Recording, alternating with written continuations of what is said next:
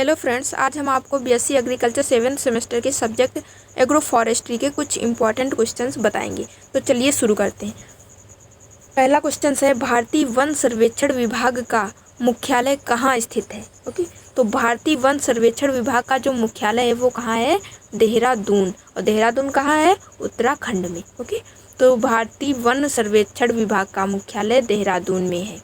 Okay, अगला question है, केंद्र सरकार द्वारा वन नीति की घोषणा किस वर्ष की गई? तो केंद्र सरकार द्वारा वन नीति का अनाउंसमेंट कब किया गया? 1988 ईस्वी में। 1988 ईस्वी में किया गया।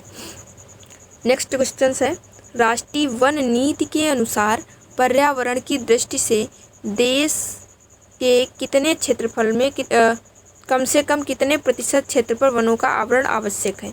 तो किसी भी देश में उसके क्षेत्रफल का लगभग 33% वन होना आवश्यक है, होना चाहिए। ओके, तो 33% होना चाहिए, लेकिन अपने भारत में जो है 33% नहीं है, 24 पॉइंट करके कुछ है। ओके, अगला क्वेश्चन है, सबसे सूखा स्थान कौन सा है? तो अपने भारत देश में सबसे जो सूखा स्थान है वो कौन सा है? लेह है, लेह लद्दाख। ओके, अगला क्वेश्चन है, उत्तरी पूर्वी मानसून से सबसे अधिक वर्षा किस राज्य में होती है? तो उत्तरी पूर्वी मानसून से सबसे अधिक वर्षा किस राज्य में होती? तो देखो, ये उत्तर और जो है पूरब, जो अपना भारत देश है तो उसके उत्तर और पूर्व यहाँ से जो मानसून जाता है तो उससे जो है किस राज्य में वर्षा होती है? तो वो तमिलनाडु में होती है। ओके, तमिलनाडु में वर्षा होती है। किस मानसून से? उत्तरी पूर्वी मानसून से। मानसून शब्द की उत्पत्ति किस भाषा से हुई है? तो मानसून शब्द की उत्पत्ति जो है आंग्ल भाषा से हुई है। किससे हुई है? आंग्ल भाषा से। अगला क्वेश्चन है,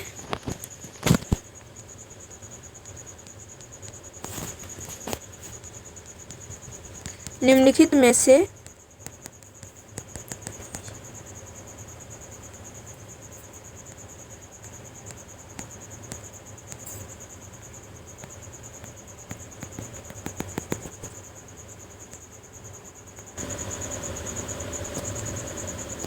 अगला क्वेश्चन है, निम्नलिखित में से किस राज्य में प्रत्यावर्ती मानसून का अधिक प्रभाव होता है?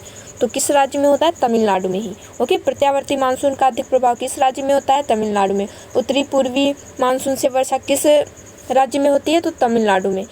जाड़े के मौसम में वर्षा किस राज्य में होती है? तो तमिलनाडु में। ओके, तो आप लोग ये याद रखिएगा। सबसे उत्तरी पूर्वी मानसून के द्वारा किस राज्य में वर्षा होती है? तमिलनाडु में। जाड़े के मौसम में किस राज्य में वर्षा होती है? तो तमिलनाडु में।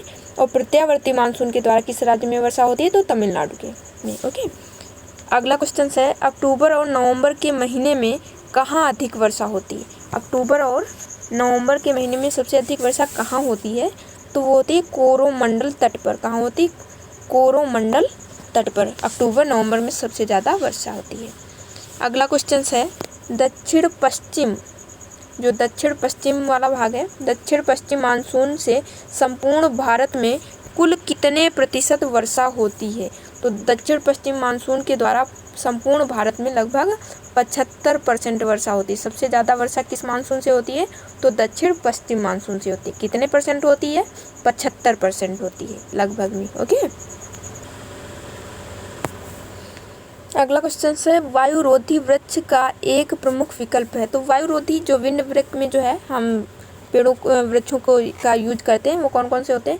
जंगल जलेबी का कर सकते हैं, करौंदा, अमरूद। ओके, वायुरोधी वृक्ष का एक प्रमुख विकल्प है, तो इसमें ये हो जाएगी। फार्म वानिकी हेतु उपयुक्त वृक्ष हैं। तो फार्म वानिकी हेतु जो है कौन?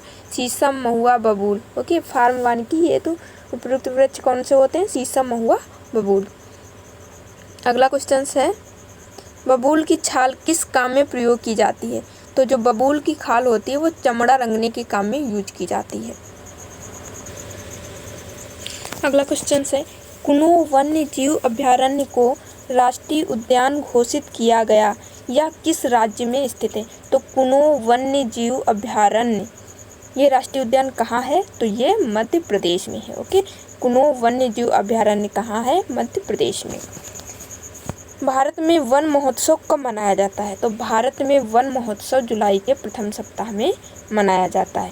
ओके, और इसे किसने शुरू किया था? तो के.एम. मुंशी ने शुरू किया था।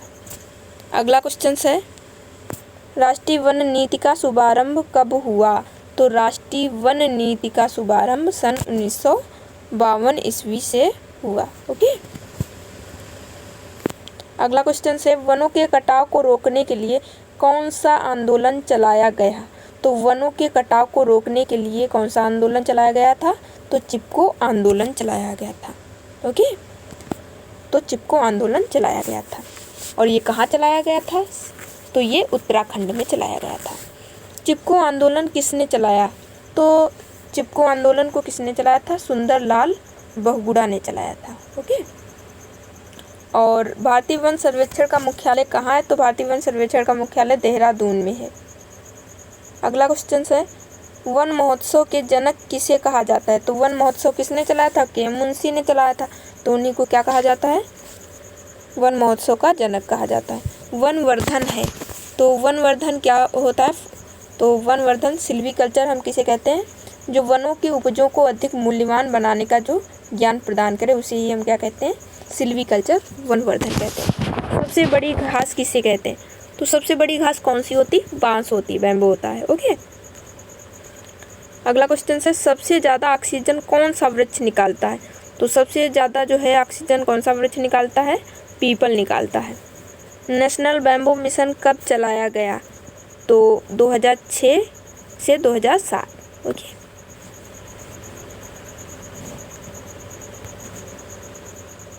अगला क्वेश्चन है, वृक्ष की ऊंचाई मापने के लिए प्रयोग किए जाने वाले यंत्रों को संयुक्त रूप से क्या कहा जाता है? तो वृक्ष की ऊंचाई मापने के लिए प्रयोग किए जाने वाले यंत्रों को संयुक्त रूप से क्या कहा जाता है? हिप्सोमीटर कहा जाता है। क्या कहा जाता है? हिप्सोमीटर। ओके। सभी ऊंचाई मापक यंत्र किस सिद्धांतों पर कार्य करते हैं? तो जितने भी ऊंचाई मापक यंत्र होते हैं वो किस सिद्धांत पर कार्य करते हैं? ज्यामितीय सिद्धांतों पर कार्य करते हैं। ओके, ज्यामितीय सिद्धांतों पर कार्य करते हैं। अगला क्वेश्चन है, वृक्ष व्यास मापने में प्रयुक्त होने वाले यंत्रों को सामान्यतः कहा जाता है? तो वृक्ष व्यास को मापने में प्रयुक्त होने वाले यंत्रों को सामान्यतः क्या कहते हैं? डेंड्रोमीटर कहते हैं। क्या कहते हैं? डेंड्रोमीटर। वानिकी किसे कहते हैं? तो वानिकी किसे कहते हैं? वन विज्ञान की वह शाखा जिसमें वन रोपण तथा वन उत्पादन का अध्ययन किया जाता है उसे हम वानिकी फॉरेस्ट्री कहते हैं। ओके। अगला क्वेश्चन है, न्यूजीलैंड में वानिकी को क्या कहते हैं? तो न्यूजीलैंड में वानिकी को क्या कहते हैं? वनों की खेती, फॉरेस्ट फार्मिंग कहते हैं। ओके। न्यूजीलैंड में कृषि वानिकी को क्या कहते हैं? फॉरेस्ट फार्मिंग कहते हैं। IITA का पूरा नाम क्या है? तो international institute of tropical agriculture.